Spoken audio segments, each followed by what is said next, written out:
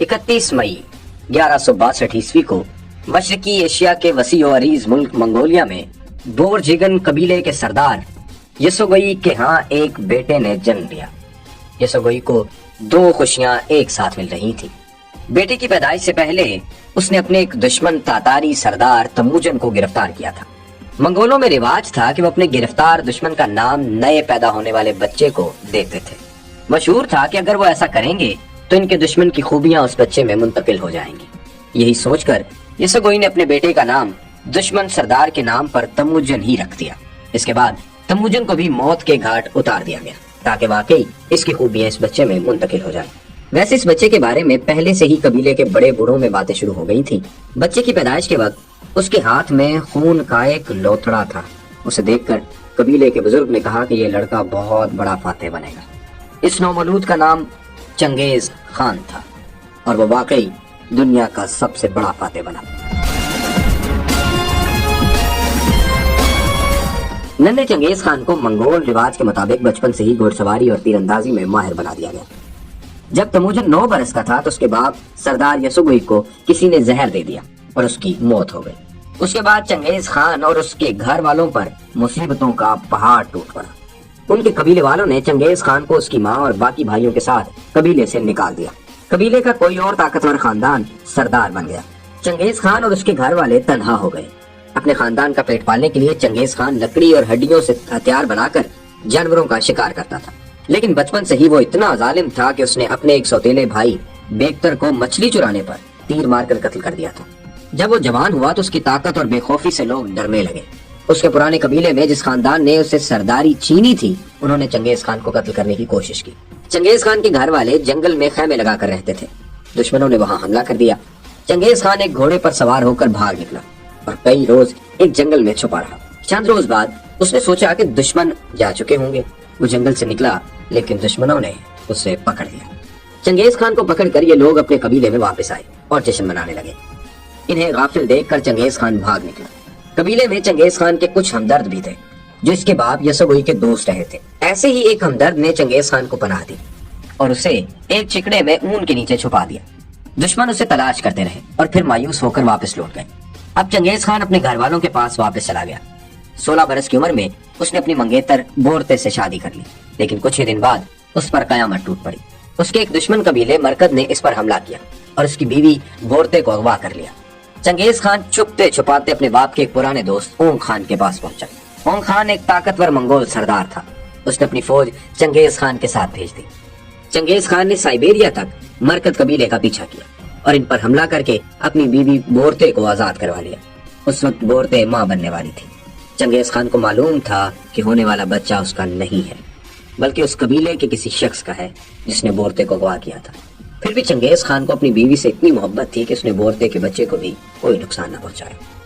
वो बोरते को घर ले आया और जब उसके यहाँ बेटा पैदा हुआ तो चंगेज खान ने उसे जोजी खान का नाम दिया और अपना बेटा बना लिया। बोरते को छुड़ाने की जंग में ऊंग खान और चंगेज खान के बचपन के दोस्त जमोका ने उसका साथ दिया। जमोका चंगेज खान का लंगोटिया दोस्त था। दोनों ने बचपन में एक दूसरे का खून भी पिया था ताकि मंगोल रिवाज के मुताबिक वो भाई भाई बन जाए। बोरते को छुड़ाने के बाद चंगेज खान ने जमोका और ओंग खान की मदद से अपने कबीले की सरदारी भी वापस ले ली। लेकिन उसके बाद चंगेज खान ने जमोका और ओंग खान दोनों से दुश्मनी हो गई। अब चंगेज खान खुद एक ताकतवर सरदार बनना चाहता था। उसके ख्वाब बड़े थे। उधर जमोका और ओंग खान भी बड़े बड़े सपने देख रहे थे, इसलिए इन तीनों में टकराव हो गया। चंगेज खान ने जमोका और ओंग खान दोनों को हरा दिया। ओंग खान शिकस्त के बाद फरार हुआ और किसी दुश्मन के हाथों मारा गया। जमोका को उसके कुछ साथी इनाम की लालच में पकड़कर चंगेज खान के पास ले आए, लेकिन चंगेज खान ने उन्हें इनाम देने के बजाय कहा कि तुमने जमोका से गद्दारी की है, कल को मुझे भी धोखा दोगे। फिर उसने उन लोगों को कत्ल करवा दिया। जमोका को उसने आखिरी बार पेशकश की कि मेरे साथ मिल जाओ, लेकिन जमोका ने इनकार कर दिया। उसने कहा जैसे आसमान में 2 सूरज नहीं रह सकते, वैसे जमीन पर 2 खान नहीं रह सकते। तुम मुझे कत्ल कर दो, लेकिन ख्याल रखना मेरा खून ना बहे। चंगेज खान के हुक्म पर जमोका को रीढ़ की हड्डी तोड़कर कत्ल कर दिया गया।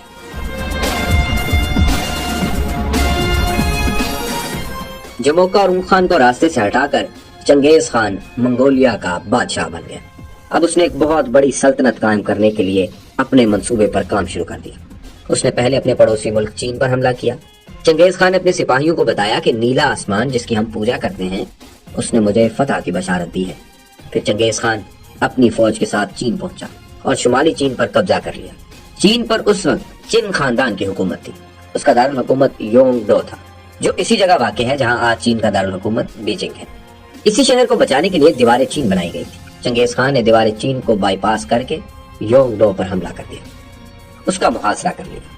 یہ محاصرہ 1 سال تک قائم رہا۔ محاصرے کی وجہ سے شہر میں کھانے پینے کا ذخیرہ ختم ہو گیا۔ بھوک اور بیماری نے ہزاروں لوگوں کی جانیں لے لی۔ چینی شہنشاہ بھی ایک ایسے موقع پر شہر سے فرار ہو گئے اور کسی اور شہر چلے گئے جب شہر میں حالات بہت خراب ہو چکے تھے۔ تو لوگوں نے شہر کے دروازے کھول دیے۔ چنگیز خان اور اس کی فوج نے شہر میں داخل ہو کر ظلم کی انتہا کر دی۔ عمارتوں کو آگ لگا دی، شہر کے لاکھوں مکینوں کو قتل کر کے ان کی کھوپڑیوں کے مینار بنائے گئے۔ چین سے فارغ ہو کر چنگیز خان نے وسطی ایشیا کی سب سے بڑی اسلامی سلطنت خوارزمی سلطنت پر قبضے کا فیصلہ کیا۔ اس مقصد کے لیے اس نے اپنے جاسوس تاجروں کے بھیس میں خوارزمی سلطنت میں بھیجنا شروع کر دیا۔ یہ جاسوس مسلمانوں کی فوجی طاقت کی پوری خبریں چنگیز خان تک پہنچا رہے تھے۔ ان کی زبانی چنگیز خان جان گیا کہ مسلمان تو آپس میں لڑ رہے ہیں، ان کے پاس بیرونی حملہ سے لڑنے کی طاقت ہی نہیں بچی۔ خوارزمی سلطنت میں اس وقت علاؤ الدین خوارزم شاہ کی حکومت تھی اور اس کے ساتھ اس کا بیٹا جلال الدین بھی تھا۔ جلال الدین کی قابلیت اور بہادری کے چرچے دور دور تک تھے۔ چنگیز خان بھی جان گیا تھا کہ اگر کوئی مسلمان اس کی ٹکر کا ہے تو وہ جلال الدین ہی ہے، اس لیے وہ جلال الدین کو زندہ پکڑنا چاہتا تھا۔ چنگیز خان اور مسلمانوں میں جنگ یوں شروع ہوئی کہ خوارزم کے شہر اترار کے گورنر نے منگول جاسوس پکڑ لیے۔ 450 جاسوس کو قتل کر دیا گیا۔ چنگیز خان انہیں تاجر کہتا تھا۔ اس نے علاؤالدین پر دباؤ ڈالا کہ یا تو میرے تاجروں کے قاتل کو سزا دو یا پھر جنگ کرنے کے لیے تیار ہو جاؤ۔ علاؤالدین کو چنگیز خان کا یہ حکم ناگوار گزرا۔ اس نے چنگیز خان کے سفیر کو قتل کر دیا اور وفد کے باقی لوگوں کی داڑیاں جلوا دی۔ جب چنگیز خان کو اس بات کا علم ہوا تو اسے جنگ شروع کرنے کا بہانہ مل گیا۔ 1219 عیسوی میں چنگیز خان 2 لاکھ فوج کے ساتھ مسلم سلطنت پر حملہ آور ہو گیا۔ 2 برس کے اندر اس نے اسلامی سلطنت کو تباہ و برباد کر دیا۔ بخارا، سمرقند اور بلخ جیسے شہروں کی اینٹ سے اینٹ بجا دی۔ لاکھوں مسلمانوں کو بے دردی سے قتل کر دیا گیا۔ عورتیں اور بچے غلام بنائے گئے۔ علاؤالدین خوارزم شاہ چنگیز خان جیسا زبردست کمانڈر نہیں تھا۔ چنگیز خان کی طاقت دیکھ کر اس کے ہاتھ پاؤں پھول گئے۔ اس نے غلطی یہ کی کہ اپنی فوج کو کئی حصوں میں بانٹ کر مختلف شہروں میں بھیج دیا۔ چنگیز خان نے ہر اس شہر کا الگ الگ محاصرہ کر کے اسے فتح کر لیا۔ علاؤالدین خوارزم شاہ فرار ہو گیا اور بحیرہ کیسپیئن کے ایک جزیرے پر مایوسی کے عالم میں بیمار ہو کے مر گیا۔ علاؤالدین کی موت کے بعد مسلمانوں کی کمان اس کے بیٹے جلال الدین خوارزم شاہ کے ہاتھ میں آئی۔ یہ وہ عظیم سپہ سالار تھا جس سے چنگیز خان بھی خوفزدہ رہتا تھا۔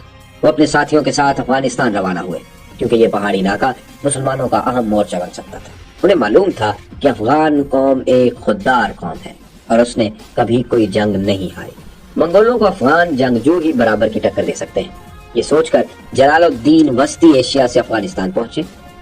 راستے میں انہوں نے کئی بار منگولوں پر حملہ کیا اور ان کے کئی دستوں کو شکستیں دی۔ ایک حملے میں تو 700 منگول مارے گئے۔ جب وہ افغانستان پہنچے تو ان کی توقع کے عین مطابق ہزاروں افغان منگولوں کے خلاف جہاد کے لیے ان کے پرچم تلے اکٹھے ہو گئے۔ جلال الدین نے 80,000 کی فوج جمع کر لی اور منگول فوج کا انتظار کرنے لگے۔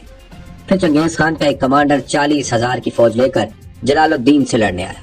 افغان صوبے پروان میں مقابلہ ہوا۔ یہ افغانوں اور منگولوں کی پہلی جنگ تھی۔ افغانوں نے بہادری کے ایسے جوہر دکھائے کہ منگولوں کے پسینے چھوٹ گئے۔ وہ منگول جو کبھی نہیں ہارے تھے انہیں عبرتناک شکست ہوئی اور وہ بھاگ نکلے۔ میدان جنگ اللہ اکبر کے نعروں سے گونجنے لگا۔ جلال الدین کو شاندار فتح ملی۔ اب وہ اپنی فوج کے ساتھ چنگیز خان سے مقابلے کے لیے تیار تھے، لیکن اس موقع پر ان کے کئی سرداروں نے غداری کی اور ان کا ساتھ چھوڑ دیا۔ ادھر چنگیز خان کی فوج جلال الدین کا پیچھا کر رہی تھی۔